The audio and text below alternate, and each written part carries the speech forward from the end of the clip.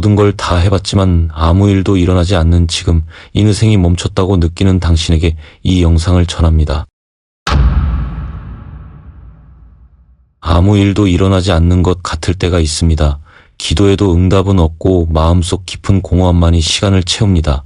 사람들은 움직이고 세상은 달려가는데 당신만 멈춘 채 서 있는 듯한 느낌, 그 속에서 당신은 이렇게 속삭입니다. 하나님, 왜 아무 일도 안 일어나죠? 그러나 바로 그 정지된 시간 속에서 하나님은 가장 강력한 음성을 들려주십니다. 침묵처럼 들리는 그분의 메시지는 사실 당신을 위한 훈련입니다. 하나님은 출애굽기 14장 14절에서 이렇게 말씀하십니다. 여호와께서 너희를 위하여 싸우시리니 너희는 가만히 있을지니라. 가만히 있으라는 이 명령은 단순한 기다림이 아니라 믿음의 선언입니다. 당신이 아무것도 하지 않을 때 하나님은 전부를 준비하고 계십니다. 지금은 기적이 보이지 않아도 그분은 당신의 삶 뒤편에서 일하고 계십니다. 잠잠함은 포기가 아닙니다. 멈춤은 하나님의 시간으로 들어가는 문입니다. 다윗도 시편 27편에서 말합니다. 여호와를 기다리라, 강하고 담대하라. 지금 당신이 듣지 못하는 그분의 음성은 사실 기다려라. 나는 너와 함께 있다는 사랑의 외침입니다. 이것이 첫 번째 음성입니다. 하나님의 침묵은 곧 준비의 시간이며 당신을 다시 걷게 할 부르심의 시작입니다. 삶이 아무 진전 없이 정체된 것처럼 느껴질 때 당신의 마음을 가장 먼저 공격하는 것은 바로 소속감에 대한 의심입니다. 나는 하나님께 버림받은 것이 아닐까? 혹은 하나님이 나를 잊은 건 아닐까 하는 절망적인 생각이 깊게 파고듭니다. 그러나 이때 하나님이 들려주시는 두 번째 음성은 분명하고도 따뜻합니다. 너는 여전히 나의 것이다. 이사야 43장 1절에서 하나님은 이렇게 말씀하십니다. 내가 너를 지명하여 불렀나니 너는 내 것이라. 삶의 흐름이 멈춘 것처럼 보일지라도 당신의 정체성은 결코 흔들리지 않습니다. 세상의 기준은 성취와 속도에 집착하지만 하나님은 존재와 관계에 무게를 두십니다. 당신이 아무것도 이루지 못하는 것 같아도, 당신이 아무 일도 해내지 못하는 시기에도 하나님은 여전히 당신을 자녀로 부르십니다. 예수께서 세례를 받으실 때 하늘에서 들린 음성은 이는 내 사랑하는 아들이요 기뻐하는 자라였습니다. 예수님이 아직 아무 사역도 시작하기 전 이미 사랑과 인정이 선언되었습니다. 이 진리는 당신에게도 그대로 적용됩니다. 당신의 정체성은 성취에서 오는 것이 아니라 하나님의 음성에서 옵니다. 지금 느끼는 멈춤은 실패가 아니라 당신의 존재를 다시 정립하는 은혜의 시간입니다. 침묵 속에서 조용히 선언되는 이 음성, 너는 여전히 나의 것이다는 당신의 영혼을 붙드는 두 번째 언약입니다. 누구에게도 보여지지 않고 어떤 일도 벌어지지 않는 시간이 계속될 때 당신은 무력감과 무가치함에 잠식됩니다. 그러나 하나님은 그런 시간 속에서 깊은 속삭임을 들려주십니다. 지금은 숨겨지는 시간이다.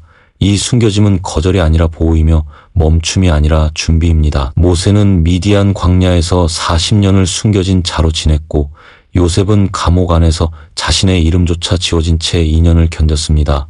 다윗은 기름 부음을 받은 이후에도 사울에게 쫓기며 동굴 속에서 숨어야 했습니다. 이들이 하나님께 버림받은 자들이었을까요? 아니었습니다. 그들은 하나님의 뜻을 이루기 위해 숨겨져야 했던 자들이었습니다. 숨겨지는 시간은 단지 보이지 않는 시간이 아닙니다. 그것은 하나님이 당신 안에 옛 자아를 꺾고 영적 뿌리를 깊게 내리는 시간입니다. 이사야 49장 2절은 말합니다. 그가 나를 숨긴 화살통에 감추셨다. 하나님은 당신을 이 세상 앞에 드러내기 전에 먼저 자신의 손안에 감추십니다. 지금 보이지 않는 이 시간은 당신을 실패자로 만드는 시간이 아니라 하나님의 비밀 병기로 빚어지는 시간입니다. 그러니 조급해하지 마십시오. 숨겨졌다는 것은 곧 드러낼 때가 온다는 예고입니다. 침묵 속에서 하나님이 들려주시는 세 번째 음성은 이렇습니다. 나는 너를 숨기고 있다. 왜냐하면 너는 내 무기이기 때문이다. 인생이 멈춘 듯 보일 때 진짜 멈춘 것은 현실이 아니라 우리의 시선입니다. 고개를 들어야 할 때 우리는 땅만 바라보고 하나님의 계획을 보아야 할 때 우리는 상처만 바라봅니다. 그때 하나님은 조용히 말씀하십니다. 내 시선이 바뀌어야 한다. 민수기 21장에서 광야의 백성들이 불뱀에 물려 고통받을 때 하나님은 노뱀을 높이 들게 하시며 바라보는 자가 살 것이라 하셨습니다. 문제를 해결하기 위한 첫걸음은 문제에서 시선을 떼는 것입니다. 지금 당신이 보는 것은 현실의 막막함이지만 하나님이 보시도록 초대하는 것은 그 너머의 영원한 계획입니다. 골로새서 3장 2절은 명확하게 선포합니다. 위의 것을 생각하고 땅의 것을 생각하지 말라. 시선이 머무는 곳에 마음도 머뭅니다. 당신이 실패에 집중하면 마음은 두려움에 붙잡히고 침묵에 집중하면 낙심이 뿌리를 내립니다. 그러나 시선을 들어 하나님의 얼굴을 바라보면 멈춘 듯한 인의생 속에서도 하나님이 여전히 일하고 계심을 깨닫게 됩니다. 하나님은 지금 당신이 바라보는 방향을 점검하고 계십니다. 그분은 당신을 탓하지 않지만 더 깊은 곳으로 부르시며 당신의 시선을 바꾸길 원하십니다. 침묵의 시간은 훈련의 시간이고 그 훈련의 시작은 무엇을 보고 있는가에서 출발합니다. 내 시선을 들어라. 내가 여전히 거기 있다. 이것이 네 번째 음성입니다. 이제는 문제보다 크신 하나님을 보십시오. 하나님이 주신 약속은 분명한데 현실은 여전히 멈춰 있고 기도는 이어지고 있지만 상황은 변하지 않습니다. 그런 순간 당신의 영혼은 조용히 지쳐갑니다. 그러나 바로 그때 하나님은 이렇게 말씀하십니다. 내 마음이 먼저 가야 한다. 이는 행동이 앞서기 전에 마음의 자리부터 회복하라는 뜻입니다. 당신의 외부 현실이 멈춘 것처럼 보여도 영적 여정은 마음에서 이미 시작되고 있어야 합니다. 히브리서 11장은 수많은 믿음의 사람들을 소개하며 이렇게 시작합니다.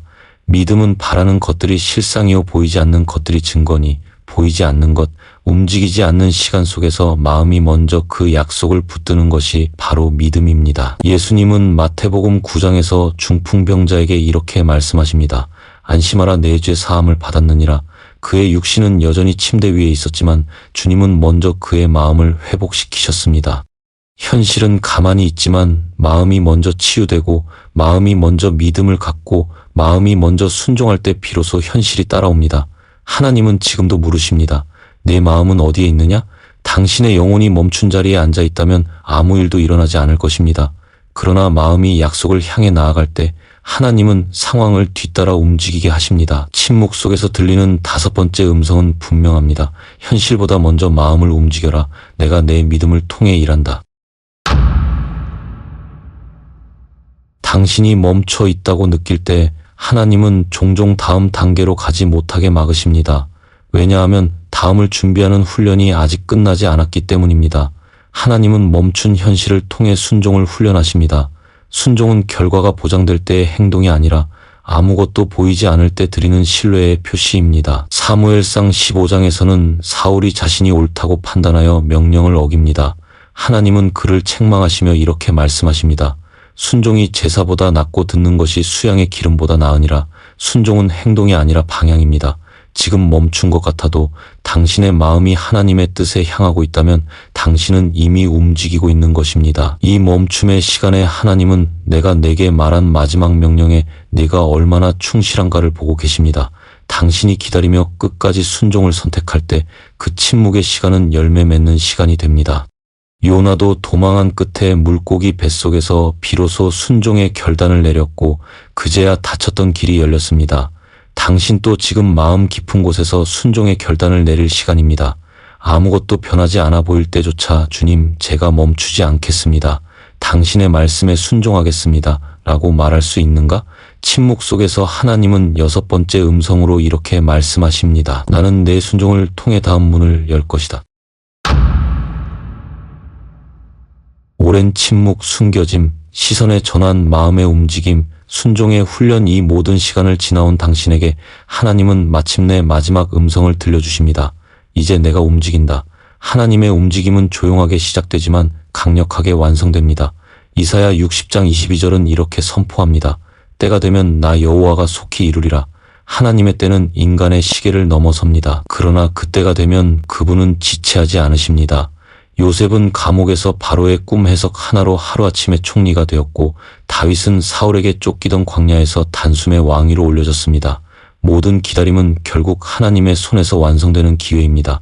중요한 건 당신이 그때까지 무너지지 않고 버티며 순종했는가입니다. 하나님은 사람을 쓰시기 전에 반드시 기다림이 골짜기를 지나게 하십니다. 그 시간이 길수록 하나님이 준비하신 일은 크고 깊습니다. 당신은 지금 그 기다림이 끝자락에 서 있습니다. 아무 일도 일어나지 않는 듯했던 그 긴 시간 속에서 하나님은 이미 움직이고 계셨고 이제는 그 손이 드러나는 시간입니다. 마지막 음성은 선언입니다. 이제 내가 움직인다. 당신이 감당할 수 없다고 느끼는 그 자리에 하나님이 임하십니다. 멈춘 인생 같았지만 이제는 하나님이 달리기 시작하십니다. 믿음으로 준비한 자에게 하나님은 절대로 침묵으로 끝내지 않으십니다. 지금이 바로 하나님이 직접 일하실 때입니다. 당신의 인생이 멈춘 것처럼 느껴졌을지라도 하나님은 그 침묵 속에서 말씀하고 계셨습니다. 이 7가지 음성을 통해 당신은 더 이상 멈춘 사람이 아닙니다. 당신은 준비된 사람입니다. 하나님, 인생이 멈춘 것 같아 두려웠던 그 모든 순간에도 나와 함께 하셨음을 믿습니다. 말씀하신 그 음성들을 붙잡고 이제는 주의 움직임에 반응하는 삶을 살게 하소서. 예수님의 이름으로 기도드립니다. 아멘.